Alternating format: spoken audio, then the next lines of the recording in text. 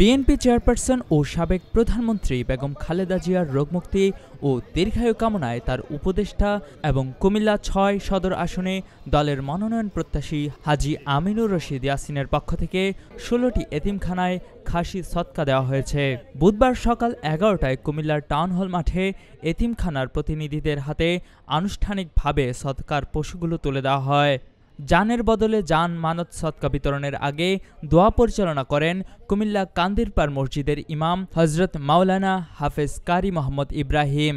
তিনি বলেন, জানের বদলে জান এই মানত পূরণের অংশ হিসেবেই আমিনুর রশিদ ইয়াসিন নগরীর ১৬টি এতিমখানায় ১৬টি খাসি সদকা দিয়েছেন। আল্লাহর দরবারে নেত্রীর সুস্থতার জন্য বিশেষ দোয়া করা হয়েছে। দুনিয়ার ব্যবস্থা হিসেবে ট্রিটমেন্ট তো আছে, তো মানুষ যখন বিপদগ্রস্ত হয়ে যায় বা জানের উপর যখন কোনো অসুবিধা হয় তখন শরীয়তের মধ্যে এই জিনিসটা বৈধতা আছে যে তোমরা যদি একবারে মুমূর্ষ অবস্থায় চলে যায় তাহলে জানের বদলা জান দিলে ওই জানের বিনিময়ে আল্লাহ রাব্বুল আলামিন তার নেক হায়াত এবং সুস্থতা দান করে দেন। এই জন্যই এই সদকা এবং যেটাকে মানত বলা হয়, মানত করা, এই মানতটা, এই সদকাটা এই জন্য, এবং এটার হকদার হচ্ছে সম্পূর্ণ এতিমরা।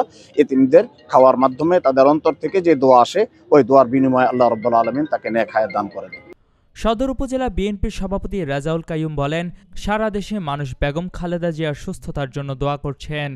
নেত্রী অসুস্থ হওয়ার পর থেকে কুমিল্লা সদর আসনের প্রত্যেকটি এলাকায় বিএনপি চেয়ারপারসনের উপদেষ্টা হাজী আমিনুর রশিদ ইয়াসিনের উদ্যোগে দোয়া, কোরআনখানি, এতিমদের মাঝে খাবার বিতরণ সহ বিভিন্ন কর্মসূচি পালন করা হয়েছে।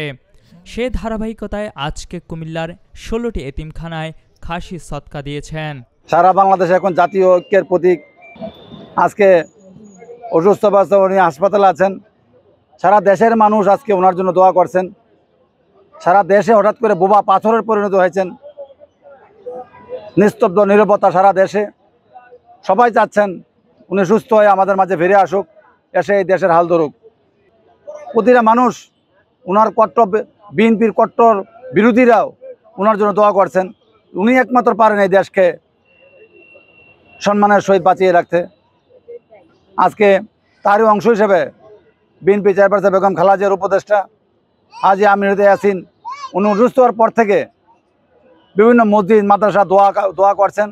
সদকা বিতরণ অনুষ্ঠানে আরও উপস্থিত ছিলেন প্রবীণ বিএনপি নেতা এস.এ. বারী সেলিম, মহানগর বিএনপির সাবেক যুগ্ম আহ্বায়ক আতাউর রহমান ছুটি, কুমিল্লা দক্ষিণ জেলা বিএনপির সাবেক যুগ্ম আহ্বায়ক মাহবুব চৌধুরী, বিএনপি নেতা মুজিবুর রহমান কামাল, সদর উপজেলা বিএনপির সভাপতি রেজাউল কাইয়ুম, সাধারণ সম্পাদক শফিউল আলম রায়হান, সাংগঠনিক সম্পাদক ওমর ফারুক, টাউন হলের সদস্য সচিব সাজ্জাদুল কবির সাজ্জাদ, যুবদলের যুগ্ম আহ্বায়ক সাজ্জাদ হোসেন, জেলা ছাত্রদলের সাংগঠনিক সম্পাদক রবিন খান সহ স্থানীয় বিএনপি ও এর অঙ্গ সংগঠনের নেতৃবৃন্দ।